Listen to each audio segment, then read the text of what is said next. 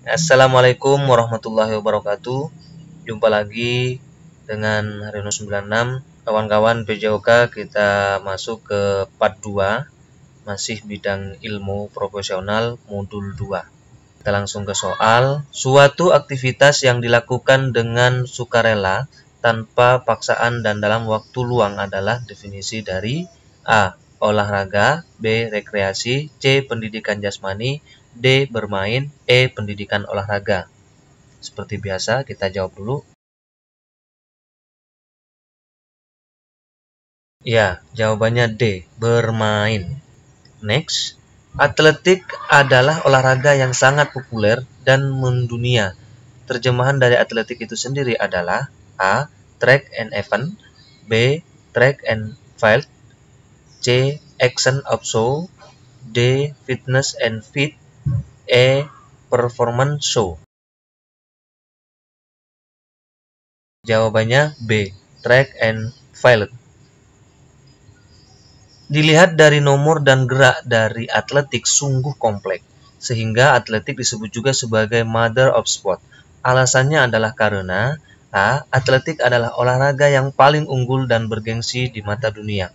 B. Cabang olahraga atletik di dalamnya terdiri dari unsur jalan, lari, lompat, dan lempar yang kesemuanya merupakan dasar yang diperlukan dalam cabang olahraga lain.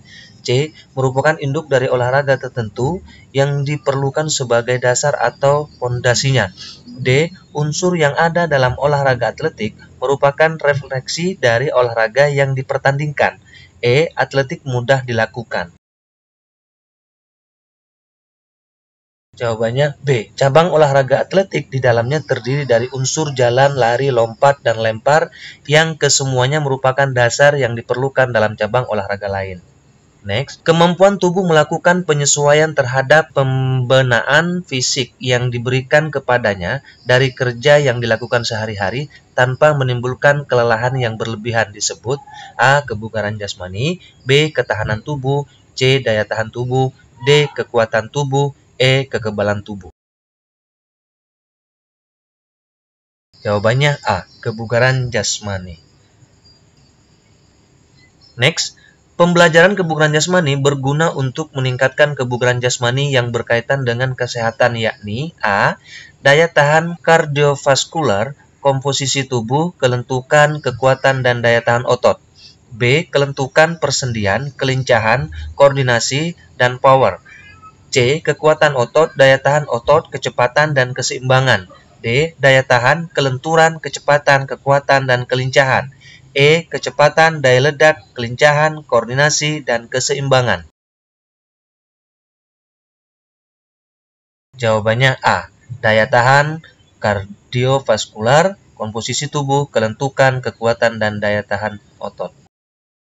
Next, kemampuan fisik seseorang dalam melaksanakan tugas sehari-hari ditentukan oleh tingkat kebugaran jasmani individu tersebut, sedangkan daya ledak power ditentukan oleh komponen kebugaran jasmani berupa A. Kekuatan dan daya tahan otot, B. Kekuatan dan kecepatan, C. Kekuatan dan kelincahan jasmani, D. Kekuatan dan kelentukan, E. Kekuatan dan koordinasi. Jawabannya B. Kekuatan dan kecepatan. Gerak dasar pencak silat adalah suatu gerakan terencana, terarah, terkoordinasi, dan terkendali, yang mempunyai 4 aspek sebagai satu kesatuan. Aspek tersebut adalah A. Mental, spiritual, bela diri, olahraga, dan seni budaya. B. Mental, spiritual, bela diri, kebugaran, dan aspek seni budaya. C. Mental, spiritual, bela diri, olahraga, dan nasionalis. D. Mental, spiritual, bela diri, olahraga, dan religius. E. Mental, spiritual, bela diri, olahraga, dan karakter bangsa.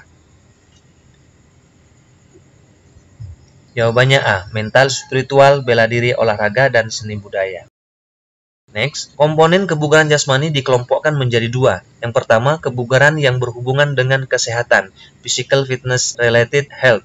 Dan kedua, kebugaran yang berhubungan dengan keterampilan, physical fitness related skill. Berikut ini adalah komponen kebugaran yang berhubungan dengan kesehatan kecuali A. Daya tahan jantung dan paru-paru, B. Komposisi tubuh, body composition, C. Daya tahan otot, D. Daya ledak. E. Kekuatan otot. Jawabannya D. Daya ledak atau explosive power. Pencak silat sebagai olahraga terlihat pada kompetisi. Aspek olahraga terlihat dari pertandingan dan demonstrasi bentuk-bentuk jurus, baik untuk tunggal, ganda, atau regu. Oleh karenanya, aspek kebugaran jasmani yang dominan dalam pertandingan pencak silat adalah A. Kekuatan dan kecepatan. B. Daya ledak dan kecepatan. C. Kekuatan dan kelentukan. D. Daya tahan dan kekuatan. E. Kelentukan dan kelincahan. Jawabannya B. Daya ledak dan kecepatan. Di bawah ini yang bukan teknik serangan dalam bela diri adalah teknik A. Pukulan. B. Guntingan. C. Tendangan. D. Tangkapan. E. Ungkitan.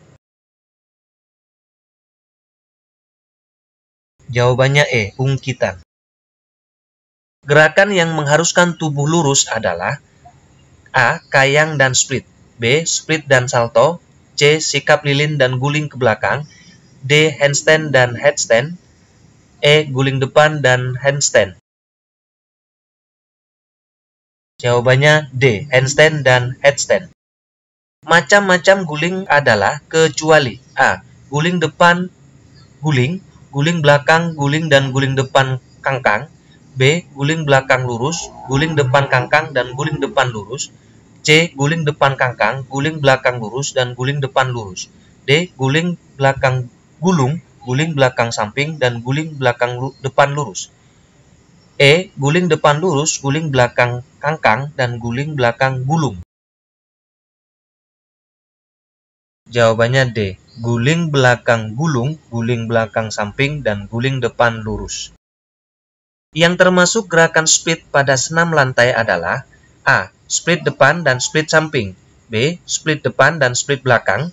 C. Split belakang dan split samping. D. Split kangkang dan split depan. E. Split depan dan split belakang. Jawabannya A. Split depan dan split samping. Alat yang digunakan dalam senam irama atau ritmik adalah A. Tali, gada, pita, tongkat, dan pedang. B. Gada, simpai, pita, bola, tongkat, dan pedang. C. Topi, tali, tongkat, bola, dan pita. D. Bola, simpai, tongkat, tali, dan pedang. E. Tali, gada, bola, pita, dan tongkat.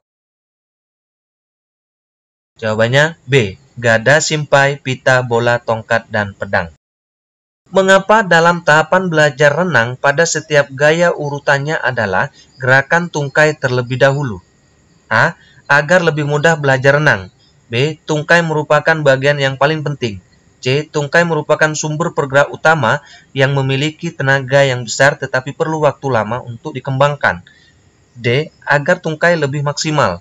E. Semua jawaban benar. Ya, jawabannya C. Tungkai merupakan sumber penggerak utama yang memiliki tenaga yang besar tetapi perlu waktu lama untuk dikembangkan. Next, faktor-faktor yang dapat mengakibatkan cedera pada waktu berenang adalah kecuali A. Kurangnya pendidikan. B. Kurangnya saran keselamatan. C. Kurangnya perlindungan. D. Kurangnya pengawasan. E. Semua salah. Jawabannya E. Semua salah. Next, faktor utama yang akan diperhitungkan ketika membentuk rencana tindakan bantuan waktu terjadi kecelakaan dalam renang adalah sebagai berikut. A. Safety of rescuer, keselamatan penyelamat. B. Nature of area, atau daerah. C. Number of casualties, jumlah korban. D. Priorities of rescue, prioritas penyelamatan. E. Semua benar. Ya, jawabannya E. Semua benar. Gaya renang mana yang paling mudah dilakukan adalah A. Gaya kupu-kupu dan dada. B. Gaya dada dan bebas. C. Gaya bebas dan kupu-kupu. D. Gaya punggung dan kupu-kupu. E. Gaya kupu-kupu dan punggung. Jawabannya B. Gaya dada dan bebas. Next, urutan gaya renang yang digunakan pada nomor estafet 4x100 meter gaya ganti putra adalah A. gaya punggung, gaya dada, gaya kupu-kupu, dan gaya bebas. B. Gaya kupu-kupu, gaya bebas, gaya dada, dan gaya punggung. C. Gaya bebas, gaya kupu-kupu, gaya dada, dan gaya punggung. D. Gaya kupu-kupu, gaya bebas, gaya dada, dan gaya punggung. E. Gaya punggung, gaya kupu-kupu, gaya bebas, dan gaya bebas. Jawabannya A. Gaya punggung, gaya dada, gaya kupu-kupu, dan gaya bebas. Next, langkah pertama dalam pembelajaran renang adalah pengenalan air kepada peserta didik, yang mana yang tidak termasuk dalam langkah-langkah pengenalan air adalah menginjak dan bernafas di air. B. Berjalan atau berlari di air. C. Berjalan dan bernafas di air. D. Mengapung dan bernafas di air. E. Menyelam dan berbalik di air. Jawabannya E. Menyelam dan berbalik di air. Sekian kawan-kawan, terima kasih. Jangan lupa like, komen, share, dan subscribe. Dan kita jumpa lagi di part berikutnya. Assalamualaikum warahmatullahi wabarakatuh.